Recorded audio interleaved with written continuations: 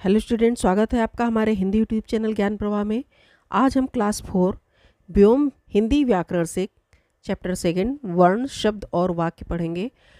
पिछले वीडियो में आपने भाषा, व्याकरण और लिपि पढ़ा था। किसी भी भाषा को जब हम पढ़ते हैं तो उसकी अपनी लिपि होती है। किसी भी भाषा को लिखने के लिए उन लिपि का एक संकेत होता है, एक चिन्ह होता है, जिसकी सहायता से हम उसको लिखते हैं और उन संकेतों को हम बोलते समय अपने मुंह से विशेष प्रकार की आवाज़ निकालते हैं। और ये आवाज़ जो छोटी भी हो सकती है, बड़ी भी हो सकती है। कुछ ध्वनियाँ इतनी छोटी होती हैं कि उनके टुकड़े नहीं किए जा सकते, अर्थात उनको तोड़ा नहीं जा सकता। ये ध्वनियाँ ही भाषा की सबसे छोटी इकाई है। इसकी परिभाषा यहाँ पर लिखी है। भाषा की सबसे छोटी इकाई वर्ण कहलाती है। ये वे ध्वनियाँ, चिन्ह हैं जिनके टुकड़े नहीं किए जा सकते। किसी भी भाषा में अनेक प्रकार के वर्ण होते हैं। वर्णों के व्यवस्थित समूह को कहते हैं, तो उसे वर्णमाला कहते हैं। वर्ण दो प्रकार के होते हैं, स्वर और व्यंजन। स्वर किसे कहते हैं? जिन वर्णों में उच्चारण करते समय या उसको बोलते समय किसी अन्य वर्ण की किसी की सहायता नहीं ली जाती है, वो स्वर कहलाते हैं। ये स्वतंत्र होते हैं। हिंदी वर्णमाला में स्वरों की संख्या केवल 11 है। 2 अयोग हुआ है, इसमें एक अनुस्वार है और एक विसर्ग है। दूसरा है व्यंजन।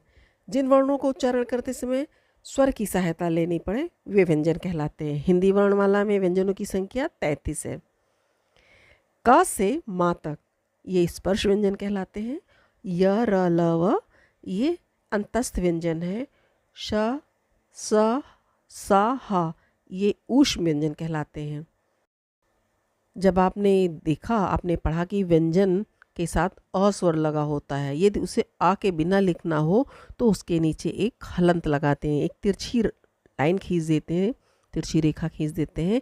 इससे वो स्वर रहित हो जाता है। 11 स्वरों के अलावा 2 वर्ण ऐसे हैं जिनका प्रयोग स्वर की तरह होता है। ये हैं अंग और आह। अंग को अनुस्वार कहा जाता है। 33 व्यंजनों के अतिरिक्त 2 वर्ण ऐसे भी हैं जिनका प्रयोग व्यंजन की तरह ही होता है, ड़ा और हा। इन्हें अन्य व्यंजन कहा जाता है, लेकिन इनसे कभी भी किसी भी शब्द की शुरुआत नहीं होती। ये हमेशा किसी भी शब्द के बीच में आते हैं। कुछ वर्ण ऐसे भी हैं जो 2 वर्णों के मेल से बने हैं और ये व्यंजन की तरह ही प्रयुक्त होते हैं। इन्हें संयुक्त व्यंजन कहा जाता है, जैसे छ, त्र, ज्ञ और श्रा। क और श ये दोनों वर्ण मिलके छ बनाते हैं। त और र ये दोनों मिलके त्र बनाते हैं। ज्ञ, ज और या मिलके ज्ञा बनाते हैं। श और रा मिलके श्रा बनाते हैं। तो ये आपके संयुक्त व्यंजन हैं। जब व्यंजन के साथ कोई स्वर जुड़ता है तब वो स्वर का रूप बदल जाता है। स्वरों की मात्राएं, जब व्यंजन के साथ कोई स्वर जुड़ता है तब वो उस स्वर का रूप बदल जाता है, अर्थात स्वर अपने मूल रूप के स्थान पर मात्रा के साथ, जैसे किसी व्यंजन पर या किसी वर्ण पर जब मात्रा लगी होती है तो वो स्वरों की मात्राएं कहलाती हैं। अ को छोड़कर हर स्वर की अपनी एक विशेष मात्रा होती है, अपनी एक पहचान होती है। आपको मात्राओं का ज्ञान 12 खड़ी की सहायता से ही प्राप्त हो सकता है। आपको 12 खड़ी पढ़ना पड़ेगा।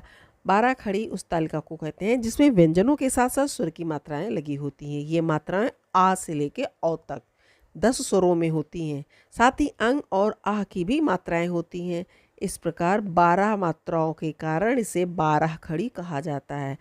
अब लोग इन्हें अंग और आह को हटाकर 10 खड़ी बोलते हैं। यहाँ पर 12 खड़ी की तालिका बनी हुई है, चार्ट बना हुआ है। इसको आपको बहुत ध्यान से पढ़ना है और हर बच्चों को याद भी रहना चाहिए। आइए जानते हैं चंद्रबिंदु क्या होता है। चंद्रबिंदु की मात्रा होती है, जब कोई व्यंजन के ऊपर चंद्रबिंदु की मात्रा होती है तो वहाँ पे चांद जैसे हल्का आधा बनाते हैं, उसके ऊपर बिंदु लगाते हैं। इस प्रकार से ये जुड़ जाती है। लहंगा, आँख, कांच, बहुत सारे ऐसे शब्द हैं जिस पे चंद्रबिंदु लगती है। संयुक्त अक्षर, जब 2 व्यंजन आपस में जुड़ते हैं तब जुड़े हुए व्यंजनों को संयुक्त अक्षर कहा जाता है। संयुक्त अक्षर कई प्रकार से बनते हैं, जैसे पाई वाले वर्णों से पाई हटाकर, पाई का मतलब समझते हैं जो लकीर के साथ जुड़े रहते हैं उसे हम पाई वाले वर्ण कहते हैं।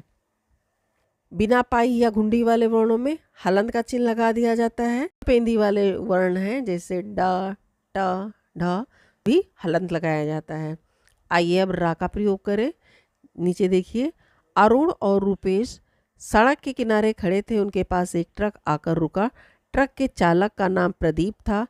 उसने शहर जाने का मार्ग पूछा। अब ध्यान दीजिए, अरुण, इसमें छोटा ऊ की मात्रा रा के बगल में लगी है, जबकि अन्य व्यंजनों में ऊ की मात्रा किसी भी वर्ण में नीचे लगती है। इसमें बड़ा ऊ की मात्रा रा के बगल में लगी है, जबकि अन्य व्यंजनों में बड़ा ऊ की मात्रा नीचे की ओर लगी रहती है। मार्ग में जो रा की मात्रा ऊपर को जाती है उसे रेफ कहते हैं। प्रदीप, इसमें पा के साथ रा जुड़ा है। रा से पहले जब कोई स्वर रहित व्यंजन आता है और रा जुड़ता है तब वो रा का रूप इस प्रकार होता है। इस रूप को पदेन कहा जाता है। अब इस जो प्रदीप शब्द है इसमें आप ध्यान दीजिएगा, प आधा है, स्वर रहित है, लेकिन रा पूरा है, जबकि लिखने में आपको दिख नहीं रहा यहाँ पे कि रा लिखा हुआ है। ऐसा लगता है रा आधा है, लेकिन नहीं, जब आप इसका वर्ण विच्छेद करेंगे तो आपको पता चलेगा इसमें प स्वर रहित है और रा पूरा है। ट्रक, इसमें ट के साथ रा जुड़ा हुआ है। ट या डा के साथ जब रा जुड़ता है तब रा का रूप इस तरह से होता है। उसके नीचे भी 2 लाइनें लगी रहती हैं इसी प्रकार, और वो इस प्रकार का हो जाता है। इसे भी पदेन कहते हैं। अभी तक आपने स्वरों और व्यंजनों के बारे में जाना। स्वर और व्यंजन किसे कहते हैं, किस प्रकार से आपस में जुड़ते हैं। ये भी सीखा कि ये स्वतंत्र रूप से आपस में मिलते हैं। जब 2 या 2 से अधिक वर्ण आपस में मिलते हैं और कुछ अर्थ निकालते हैं तो वो वर्णों का मेल शब्द कहलाता है। अर्थात जब 2 वर्ण या 2 से अधिक वर्ण आपस में मिलते हैं तो वे शब्द कहलाते हैं, लेकिन उन शब्दों का कोई ना कोई अर्थ होना चाहिए, तभी उसको हम शब्द कह सकते हैं। जब 2 या 2 से अधिक शब्द आपस में मिलते हैं और उनका कुछ अर्थ निकलता है तो इस शब्दों का ये मेल वाक्य कहलाता है। वर्ण जब मिलते हैं तो शब्द बनते हैं, जब शब्दों का मेल होता है तो वाक्य होता है, लेकिन दोनों ही जगह पे अर्थ निकलना जरूरी है, अर्थात सार्थक होना चाहिए। वर्ण भी सार्थक हो, जब वो मेल करें, कोई शब्द बनाए तो उसका अर्थ हो, तभी उसको हम शब्द कहेंगे, अन्यथा उसको हम शब्द नहीं कहेंगे। सार्थक और निरर्थक, उसको हम निरर्थक शब्द कहते हैं। तब निधि आई, यहाँ पे 2 शब्दों के मेल से एक वाक्य बना है। ये भी देखिए, शब्द एक वर्ण का भी हो सकता है, जैसे मैंने कहा था ना। अब यहाँ पे जो न वर्ण है ये वर्ण ना होके शब्द है, क्योंकि ये वाक्य के अर्थ को पूरा कर रहा है। इसमें ना एक शब्द है। वाक्य एक शब्द का भी हो सकता है, जैसे जाओ। अब जब किसी ने जाओ शब्द कहा तो वो वाक्य पूरा हो गया, उसके आगे पीछे और कोई शब्द नहीं लगना है। तो यहाँ ये नहीं कहेंगे कि शब्दों का समूह नहीं है इसलिए ये वाक्य नहीं है। अपने आप में ये पूरा अर्थ कर रहा है, ये शब्द भी वाक्य कहलाएगा।